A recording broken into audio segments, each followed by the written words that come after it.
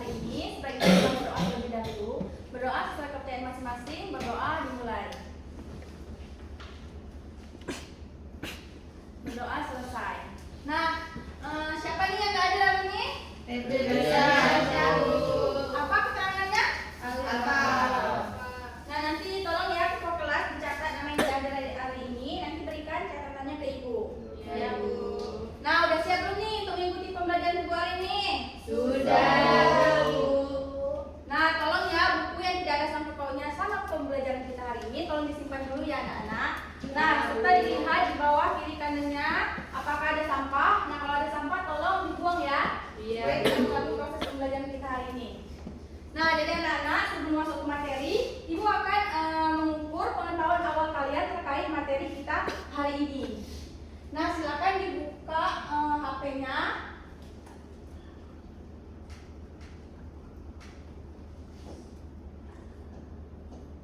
Nah, silakan dibuka HP-nya ya. Ketik Google dan Quizzes. Nah, masukkan kode yang ada di depan ini. Semuanya masuk ya. Kalau ada yang nggak masuk, nanti ibu yang suruh kalian jelaskan materi hari ini. Kalau nggak ada yang bisa masukkan kode, silakan barcode di depan ini ya. Ya, Bu.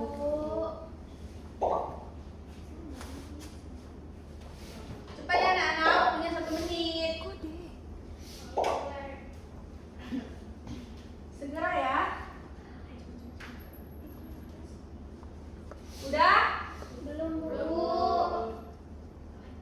Cepat ya.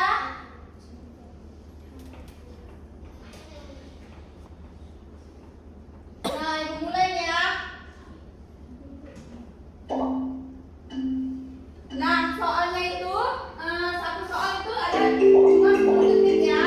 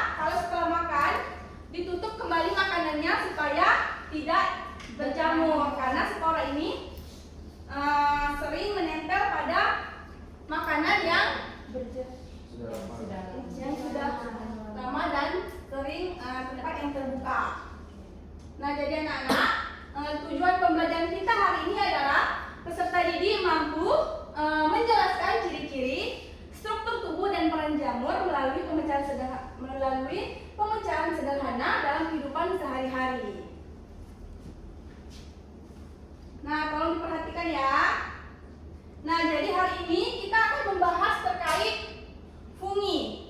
Nah, fungi atau jamur adalah organisme eukariotik yang tidak memiliki klorofil, sehingga mereka ini tidak bisa membuat makanannya sendiri. Nah, akibatnya jamur ini mengolah makanannya di lingkungan sekitarnya.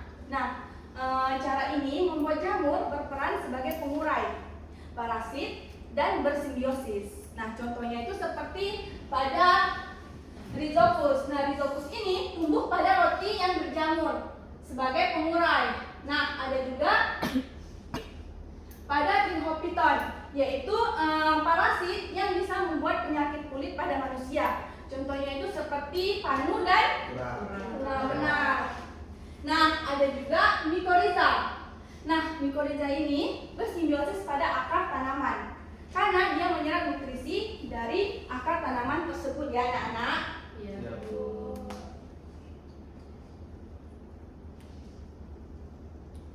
Nah, selanjutnya itu ada ciri umum fungi atau jamur. Nah, jamur ini berbeda dengan tumbuhan karena jamur ini tidak memiliki klorofil sehingga mereka ini tidak bisa membuat makanannya sendiri melalui fotosintesis. Nah, karena itulah jamur ini menyerap nutrisi di lingkungannya seperti kayu lapuk, serta roti basi dan sisa tubuh makhluk hidup. Nah, jadi anak-anak, jamur ini tubuhnya itu tersusun dari benang-benang halus yang kita sebut sebagai hifa. Nah, hifa inilah yang akan membentuk miselium. Nah, miselium inilah yang berfungsi untuk memperluas permukaan jamur supaya jamur ini bisa menyerap makanan di lingkungan sekitarnya. Nah, jamur ini berkembang biak dengan spora. Nah, spora ini sangat kecil, bahkan bisa tersebar oleh angin dan juga oleh air. Nah, terutama di tempat yang lembab. Nah, itulah kenapa makanan yang kita biarkan terbuka sering berjamur, karena ada spora yang menempel dan berkembang biak pada makanan tersebut.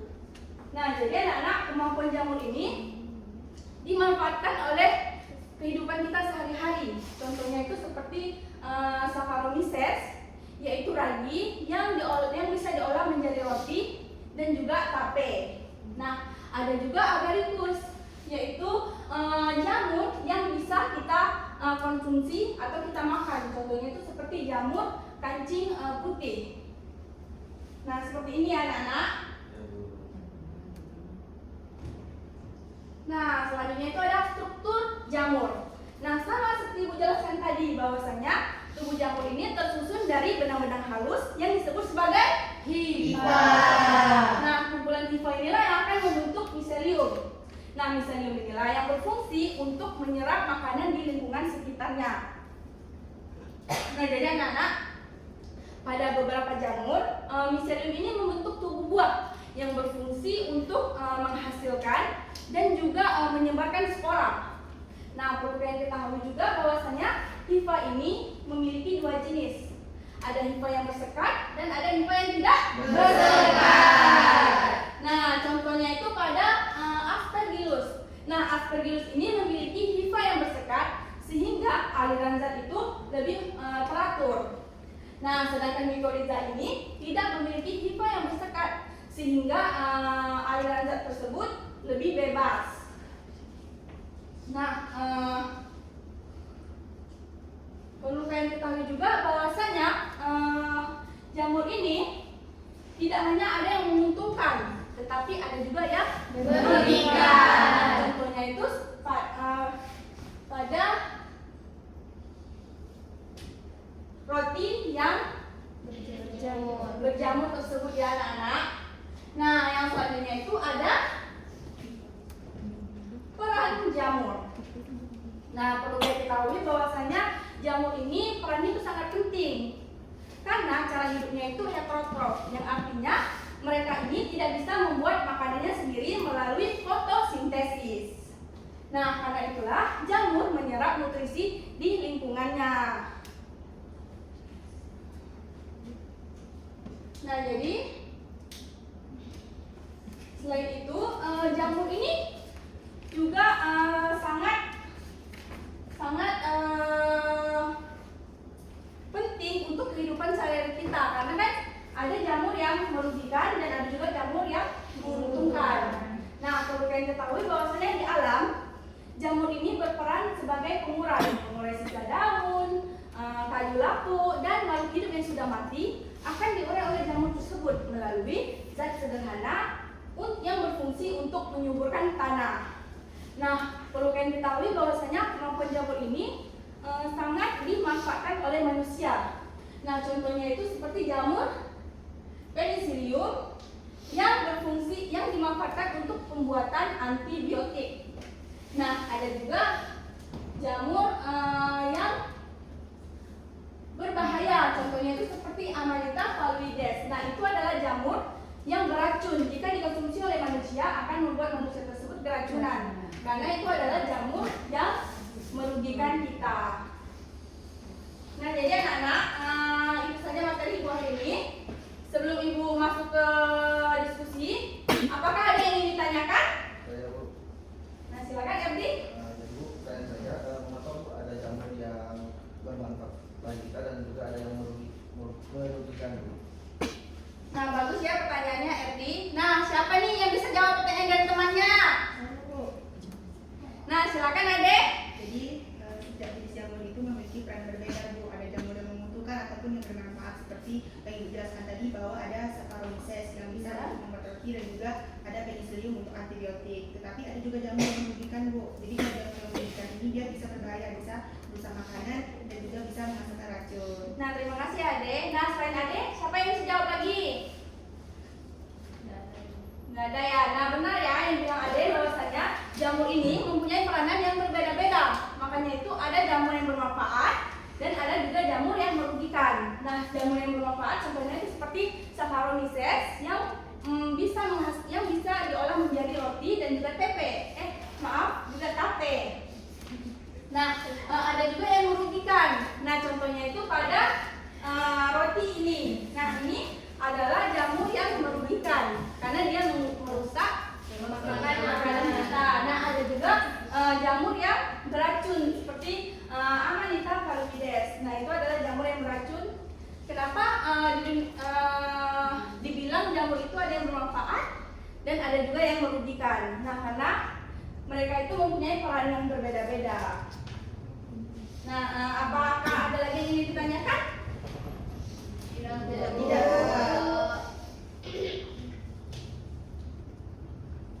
Nah, jika tidak ada yang ingin ditanyakan, Ibu akan membagikan kalian menjadi 2 kelompok untuk mengerjakan permasalahan yang ada di LKPD ini.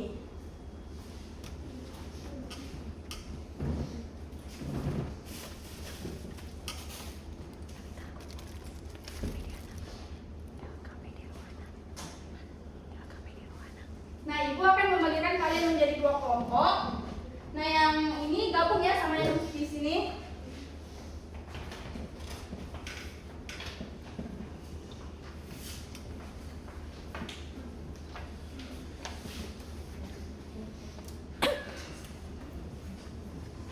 Nah, dikerjakan ya. Kelompok 1 menjawab soal nomor 1 dan 2. Kelompok 2 menjawab nomor 3 dan 4.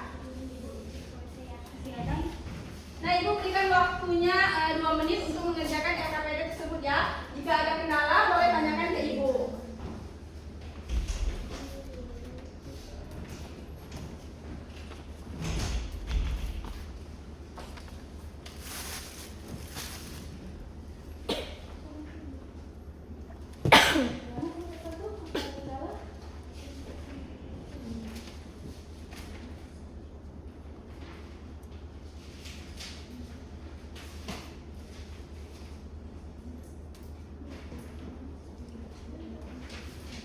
Nah, gimana kelompok 2?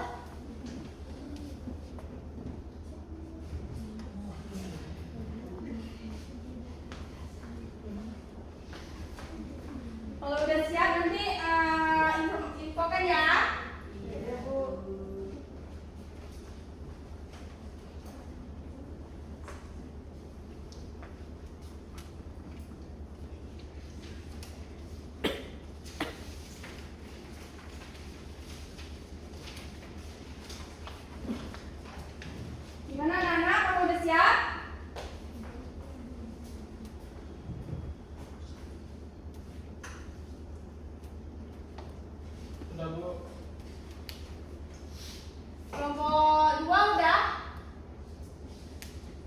Sudah.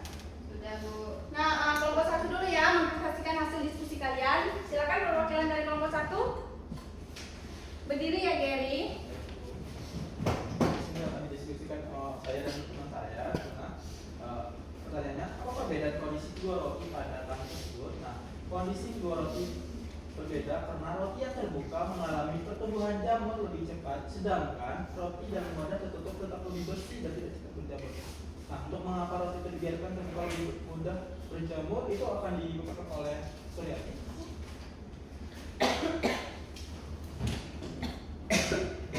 Jadi pertanyaan nomor 2, kenapa roti dibiarkan terbuka lebih mudah berjamur? Jadi kalau roti itu dibiarkan terbuka lebih mudah berjamur karena terkena udara langsung sehingga jamur lebih mudah berkembang gitu.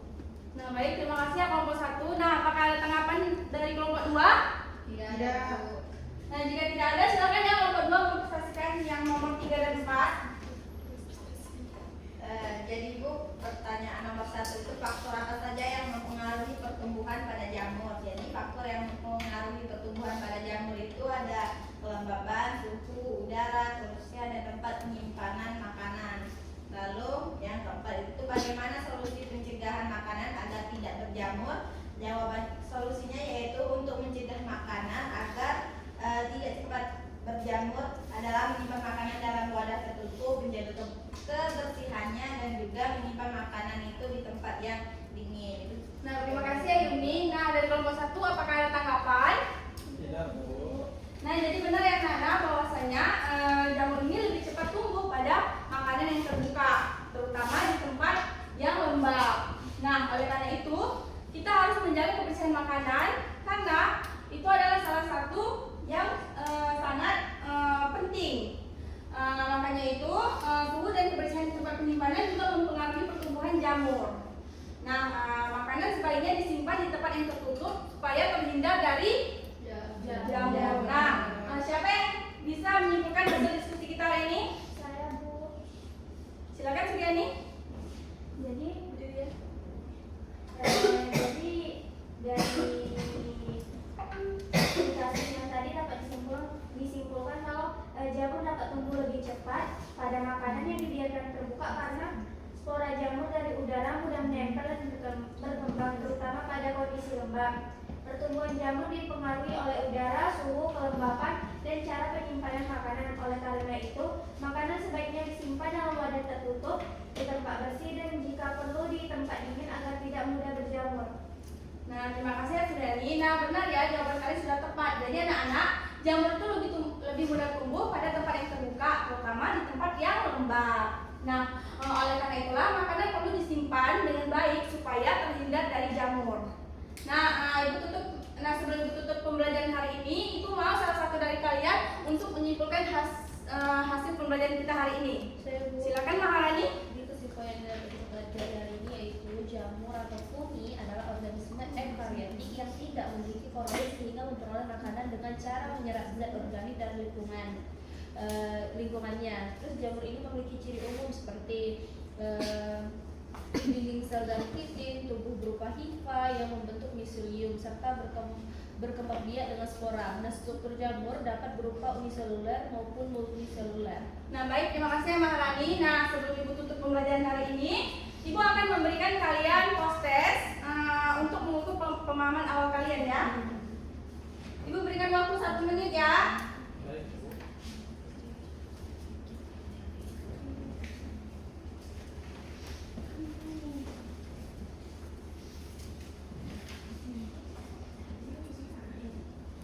Dina udah.